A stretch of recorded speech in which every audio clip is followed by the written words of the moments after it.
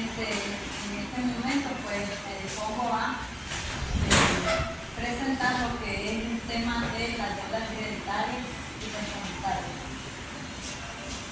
Gracias.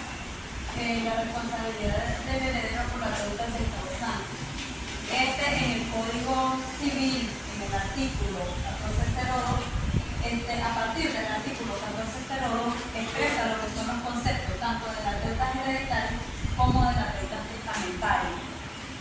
La deuda hereditaria dice que esta se traspasa en herencia o sucesión del fallecido y paga con el caudal heredado. Es decir, una vez que recibe el caudal heredado, de ahí mismo tiene que salir las deudas que el cuyo haya dejado. En lo que son las deudas testamentarias, las deudas hereditarias son precisamente las que se heredan una vez que el causante o el testador ha fallecido, obviamente. En cambio, en la testamentaria es cuando el causante lo impone dentro del testamento, entonces la persona viene a ser responsable de la deuda, pero a través del testamento.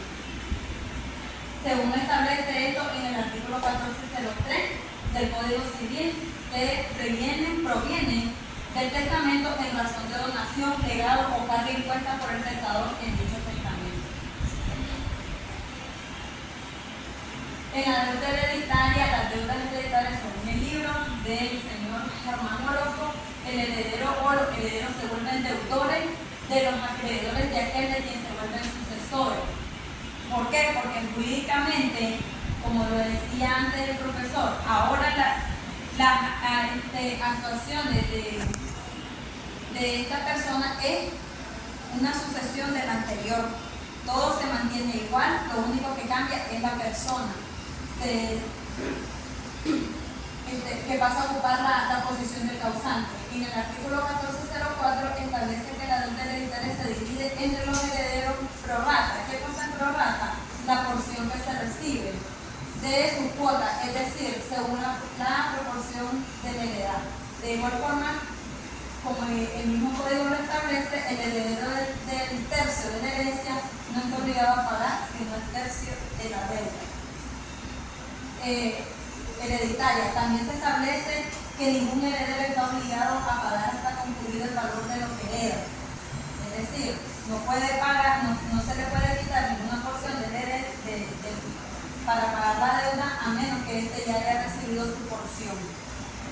La insolvencia de uno de los herederos no hará al resto, y si hubiera acreedor o deudor entre los herederos, este solo confundirá con su porción la parte de crédito o deuda que le quepa y podrá accionar contra los coherederos la porción que le correspondería por el resto de su crédito.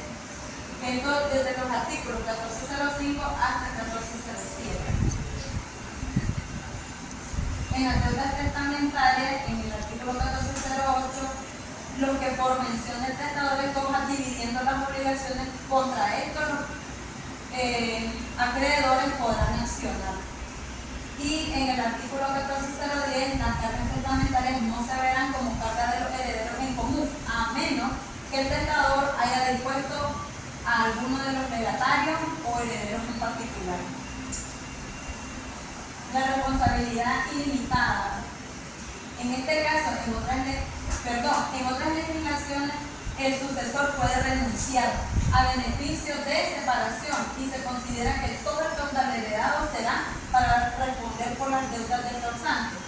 Pero en nuestra legislación no se recibe herencia sin realizar el inventario, lo que evita que toda la masa hereditaria responda por las obligaciones del causante. Como último contenido está lo que es el orden de prelación en el pago de las deudas. Primero es los acreedores. Una vez que recibe la herencia, el primero que debe ser responsable, al primero que se le debe de responder por la deuda es al acreedor. Siguiente es el legatario, para recibir lo que le corresponde en caso de que hubiesen legatarios en el testamento.